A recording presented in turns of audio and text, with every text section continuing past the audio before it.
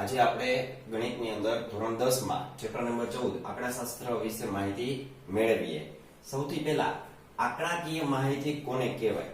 રોજિંદા જીવનની અંદર ઘણી બધી માહિતીઓ છે એ આંકડાકીય માહિતીઓ હોય છે, જેમ કે ચૂંટણીના પરિણામો છે, કોઈ કંપનીના નફા નુકસાન છે એના વિશેની માહિતી। તો આંકડાકીય માહિતી એના બે ભાગમાં વર્ગીકૃત કરવામાં આવે છે, એક છે અવર્ગીકૃત માહિતી, બીજું છે વર્ગીકૃત માહિતી। અવર્ગીકૃત માહિતી કોને કહેવી?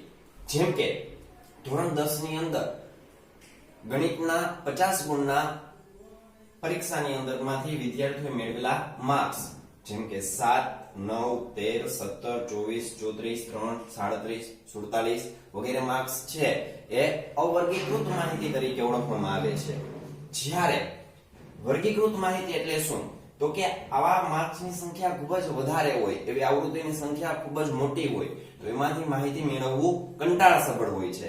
ત્યારે એ માહિતીને ટૂંકાવીને એમાંથી જો માહિતી મેળવવામાં આવે તો સહેલાઈથી આપણે આ માહિતી મેળવી શકીએ છીએ।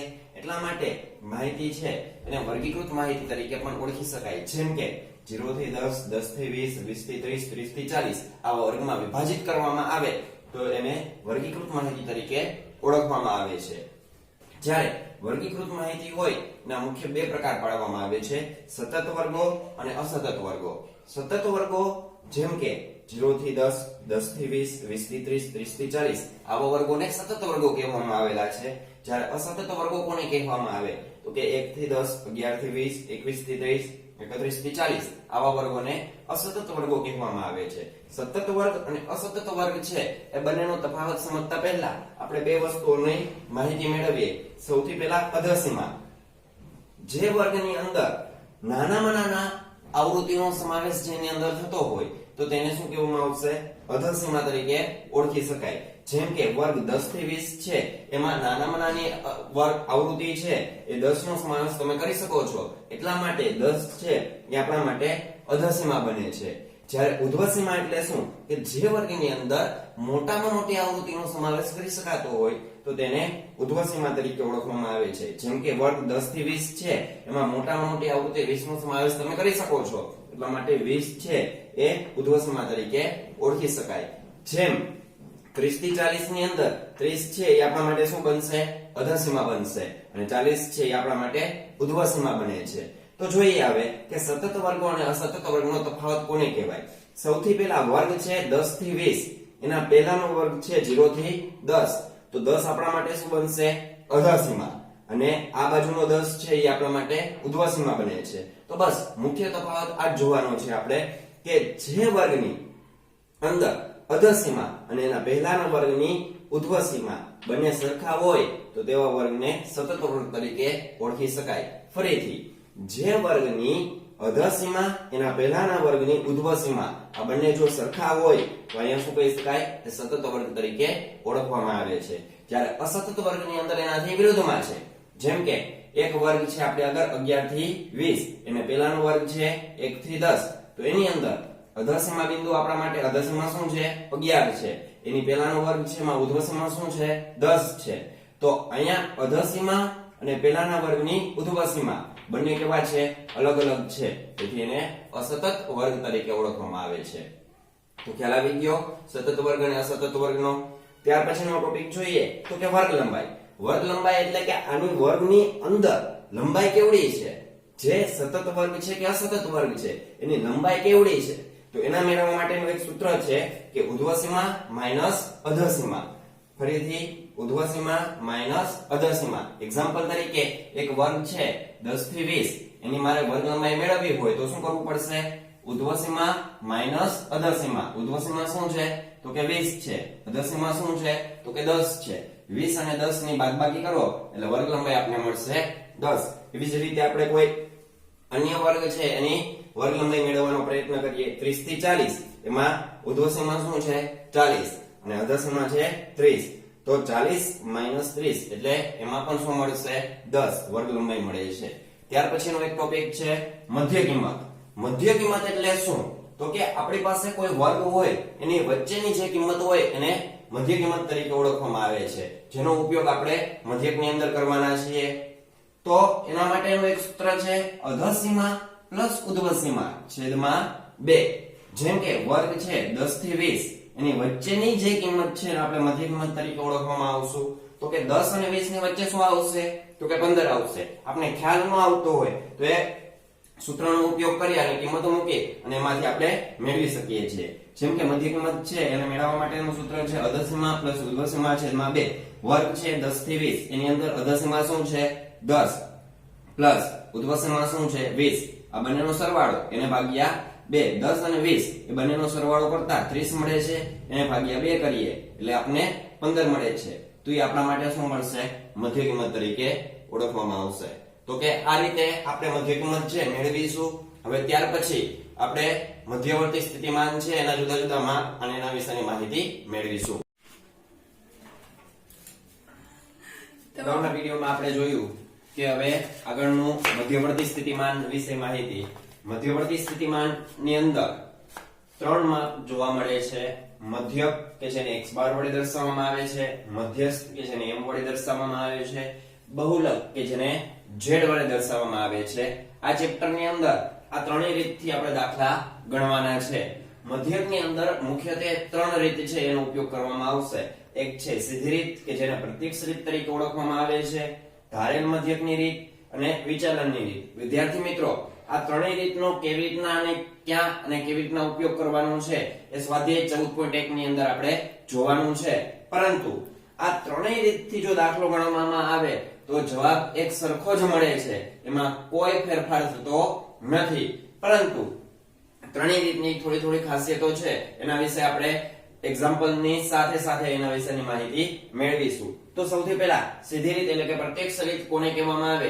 એના વિશેની માહિતી જોઈએ તો કોઈ પણ દાખલાની અંદર તમને પ્રમુખ બે વસ્તુઓ આપવામાં આવશે એક આવશે વર્ગ અને બીજું આવૃત્તિ કે જેને fi વડે દર્શાવવામાં આવે છે તો વર્ગ અને આવૃત્તિ એ બે વસ્તુની કોલમ આપણે બનાવવાની રહેશે અને ત્યાર પછી મધ્ય કિંમત કે જેને xi વડે દર્શાવવામાં આવે છે એ અને fi અને xi એટલે કે આવૃત્તિ અને મધ્ય કિંમતનો ગુણાકાર કરીએ એટલે fi xi વાળી કોલમ છે આપને પ્રાપ્ત થાય છે તો આ રીતે સીધી રીતની અંદર એટલે કે પ્રત્યક્ષ રીતની અંદર કુલ 4 કોલમ છે આપણે બનાવવાની હોય છે બે કોલમ તમને રકમની અંદર આપેલી હોય છે અને બે રકમ છે આપણે બનાવવાની હોય છે જેની અંદર વર્ગ આવૃત્તિ મધ્ય કિંમત અને fi xi એટલે કે fi અને xi નો ગુણાકાર કરતા fi xi પ્રાપ્ત થાય છે જેની અંદર આવૃત્તિ એટલે કે fi નો સરવાળો કરવામાં આવે તો તેને સિગ્મા fi અથવા તો n વડે દર્શાવવામાં આવશે જે આવૃત્તિના સરવાળા તરીકે ઓળખવામાં આવે છે સિગ્મા આ જે e જેવી તમે નિશાની જોઈ રહ્યા છો તે એ સિગ્મા તરીકે વાંચવામાં આવશે આવૃત્તિનો સરવાળો એટલે કે સિગ્મા fi અથવા તો n વડે દર્શાવવામાં આવે છે ત્યાર પછી fi xi એનો સરવાળો કરવામાં આવે તો સિગ્મા fi xi તરીકે વર્ણવવામાં આવશે આ કોષ્ટક પણ પૂર્ણ થયા બાદ આપણે એના સૂત્ર વિશે માહિતી મેળવીએ કે મધ્યકની અંદર સીધી રીત મેળવવા માટેનું સૂત્ર છે x બાર બરાબર સિગ્મા fi xi ના છેદમાં સિગ્મા fi જ્યાં આપણે જોઈ રહ્યા છીએ કે x બાર એટલે મધ્ય કિંમત જ્યારે સિગ્મા fi xi એટલે શું છે કે આવૃત્તિ અને મધ્ય કિંમત છે એ બંનેનો ગુણાકાર કરી અને એનો જે સરવાળો આવે એ સરવાળો છે એ સિગ્મા fi xi તરીકે ઓળખવામાં આવે છે જ્યારે સિગ્મા fi અથવા તો એને n વડે પણ દર્શાવવામાં આવે છે સિગ્મા fi ન લખવું હોય તો એની જગ્યાએ આપણે n પણ લખી શકીએ છીએ તો સિગ્મા fi શું છે તો કે આવૃત્તિના સરવાળા તરીકે ઓળખી શકાય છે તો કે સિગ્મા fi xi અને સિગ્મા fi આ બંનેનો ભાગાકાર કરવામાં આવશે તો આપણે સીધી રીતે મધ્યક મેળવી શકીશું આપણે સીધી રીતથી મધ્યક કેવી રીતના મેળવી શકાય એનું એક એક્ઝામ્પલ જોઈએ જેમ કે વર્ગ અંતરાલ આપેલા છે 10 થી 25 25 થી 40 40 થી 55 55 થી 70 70 થી 85 અને 85 થી 100 જ્યારે વિદ્યાર્થીઓની સંખ્યા એટલે કે આવૃત્તિ છે એની સામે 2 3 7 6 6 અને 6 દરેક મધ્યકની અંદર આ બે વસ્તુ તો કમ્પલસરી તમને રકમની અંદર આપેલી જ હશે એક આવશે વર્ગ અને બીજો આવશે આવૃત્તિ તો આપણે અગાઉના વિડિયોની અંદર જોઈ ગયા કે સીધી રીતે જ્યારે મધ્યક મેળવવાનો હોય એની અંદર વર્ગ અને આવૃત્તિ તો આપેલી જ હોય છે જ્યારે મધ્ય કિંમત અને fi અને xi આ બંને કિંમતો છે એટલે કે બંને કોલમો છે એ આપણે બનાવવાની હોય છે તો જોઈએ કે કેવી રીતના મેળવવી તો તો સૌથી પહેલા વર્ગ છે અને આવૃત્તિ છે એનું કોલમ આપણે બનાવી લીધેલું છે. મધ્ય કિંમત એટલે કે XI કેવી રીતના મેળવવામાં આવે છે એનું માટેનું સૂત્ર અગાઉથી આપણે જોઈ ગયા છીએ કે 10 અને 25 આ બંનેની મધ્ય કિંમત છે આપણે મેળવીએ તો 17.5 આવે છે. કેવી રીતના આવે તો ફરીથી એકવાર વિદ્યાર્થી મિત્રો તમને સમજાવી દઉં છું. 10 અને 25 અધર સીમા પ્લસ ઉર્ધ્વ સીમા આ બંનેનો સરવાળો કરતા જે સંખ્યા મળે એને ભાગ્યા 2 કરવામાં આવે તો આપણને 17.5 પ્રાપ્ત થાય છે. 10 પ્લસ 25 એટલે કે 35 35 ભાગ્યા 2 કરીએ એટલે 17.5 આવે છે. એવી જ રીતે 25 અને 40 નો સરવાળો કરીએ અને એને ભાગ્યા 2 કરીએ એટલે 32.5 આવશે. 40 અને 55 નો સરવાળો કરીએ અને એને ભાગ્યા 2 કરશું એટલે 47.5 આવશે. એવી રીતના આપણે દરેક વર્ગ છે એની મધ્ય કિંમત મેળવીએ. ત્યારબાદ આવૃત્તિ અને મધ્ય કિંમત આ બંનેનો ગુણાકાર કરીએ તો ત્યાર પછીનું કોલમ છે એટલે કે FI અને XI છે એ પ્રાપ્ત થાય છે. એટલે કે 2 ગુણ્યા 17.5 કરો એટલે 35.0 આવે છે. ત્યારબાદ 32.5 ગુણ્યા 3 કરીએ એટલે 97.5 આવે છે. 47.5 ગુણ્યા 7 કરીએ એટલે 332.5 આવે છે. 62.5 ગુણ્યા 6 કરીએ એટલે 375.0 આવે છે. 77.5 ગુણ્યા 6 કરીએ એટલે 465.0 આવે છે. જ્યારે 92.5 ગુણ્યા 6 કરીએ એટલે 555.0 આવે છે. આ રીતે આપણું કોષ્ટક છે એ બને છે. ત્યારે માત્ર ને માત્ર આપણે બે જ વસ્તુઓનો સરવાળો છે એ જોવાનો છે. એક છે આવૃત્તિ એનો સરવાળો કે જેને આપણે સિગ્મા FI અથવા તો n આપણે દર્શાવીએ છીએ. આ દરેકનો સરવાળો કરતા આપણને 30 મળે છે. જ્યારે FI અને XI નો સરવાળો કરતા આપણને સિગ્મા FI XI પ્રાપ્ત થાય છે જે 1860 છે. તો વિદ્યાર્થી મિત્રો ફરીથી સીધી રીતે મધ્યક મેળવવાનો હોય એમાં બે વસ્તુ વર્ગ અને આવૃત્તિ આપેલી હશે. બે વસ્તુ તમારે જાતે બનાવવાની આવશે. જેમાં પહેલું કોલમ હશે એ મધ્ય કિંમતનું હશે. ત્યાર પછીનું કોલમ હશે એ FI XI નું હશે. અને માત્ર ને માત્ર આ કોષ્ટકની અંદર આવૃત્તિ અને FI XI નો જ સરવાળો કરવાનો રહેશે. ત્યારબાદ સીધી રીતે મધ્યક મેળવવાનું છે એના માટેનું સૂત્ર છે x બાર બરાબર સિગ્મા FI XI છેદમાં સિગ્મા FI એટલે કે આવૃત્તિનો સરવાળો. સિગ્મા FI XI જે આપણે કોષ્ટકની અંદર 1860 પ્રાપ્ત થયા છે એ મૂકી દેશું. ત્યાર પછી છેદની અંદર આવૃત્તિનો સરવાળો એટલે કે સિગ્મા FI 30 પ્રાપ્ત થયા છે જે અહીંયા મૂકીએ. જ્યારે બંનેનો ભાગાકાર કરવામાં આવશે તો પહેલા બંને પોઈન્ટ છે એની અંદર શૂન્ય છે એ ઉડે છે. ત્યાર પછી 186 નો ભાગાકાર 3 વડે કરવામાં આવશે તો એનો ભાગાકાર કરતા 3 અને 186 એટલે કે 186 ભાગ્યા 3 કરતા 62 છે પ્રાપ્ત થાય છે. જે આપને આપેલ આવૃત્તિ છે અને વર્ગ છે જે આપને આવૃત્તિની અંદર જોવા મળે છે એનો જવાબ છે મધ્યક x બાર બરાબર 62 પ્રાપ્ત થાય છે. સીધી રીતથી અન્ય એક ઉદાહરણ જોઈએ કે જેની અંદર વર્ગનો સમાવેશ કરવામાં આવેલો નથી. વિદ્યાર્થી મિત્રો તમે અહીંયા જોઈ શકો છો કે જેની અંદર વર્ગ નથી આપેલા પરંતુ સીધી એક મેળવેલ ગુણ છે એની સંખ્યા જ આપેલી છે. તમે જોવો છો કે મેળવેલ ગુણ 10 20 36 40 50 56 60 72 80 88 92 અને 95 જેવા ગુણ છે વિદ્યાર્થીઓ મેળવેલા છે. તો મેળવેલા ગુણ અને સામે વિદ્યાર્થીઓની સંખ્યા 10 ગુણ મેળવેલા હોય એવા વિદ્યાર્થીની સંખ્યા કેટલી છે તો કે 1 છે. 20 ગુણ મેળવેલા હોય એવા વિદ્યાર્થીની સંખ્યા 1 છે. 36 ગુણ મેળવેલા હોય એવા વિદ્યાર્થીની સંખ્યા 3 છે. તો જે વિદ્યાર્થીની સંખ્યા તમે જોઈ શકો છો એને આપણે FI વડે રજૂ કરશું અને મેળવેલ ગુણ છે જેને XI વડે રજૂ કરવામાં આવશે. અહીંયા તમને વર્ગ નથી આપેલા તેથી મધ્ય કિંમત મેળવવાની કોઈ જરૂર નથી. સીધા આપણે મેળવેલ ગુણ છે ને XI વડે એટલે કે મધ્ય કિંમત જેને આપણે દર્શાવતા હતા XI વડે એ જ વસ્તુ અહીં આપેલી છે.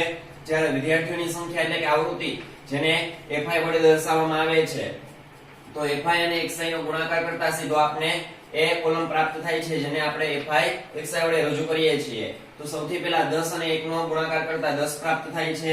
20 અને 1 નો ગુણાકાર કરતા 20 પ્રાપ્ત થાય છે. 36 અને 3 નો ગુણાકાર કરતા 108 પ્રાપ્ત થાય છે. 40 અને 4 નો ગુણાકાર કરતા 160 પ્રાપ્ત થાય છે. 50 અને 3 નો ગુણાકાર કરીએ તો 150 મળે છે.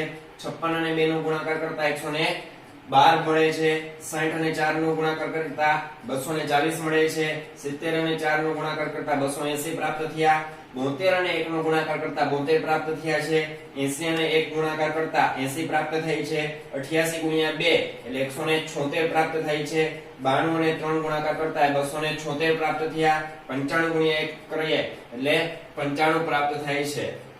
તો આ રીતે સીધી રીતનો મધ્યક છે એમાં વર્ગ નો આપેલા હોય ત્યારે આ રીતનો ઉપયોગ આપણે કરી શકીએ છીએ. વિદ્યાર્થી મિત્રો આપને ખ્યાલ છે કે આવૃત્તિનો સરવાળો કરીએ તો એને સિગ્મા fi વડે રજૂ કરવામાં આવશે. જો વિદ્યાર્થીઓની સંખ્યા છે એનો સરવાળો કરીએ તો આપણે 30 પ્રાપ્ત થાય છે.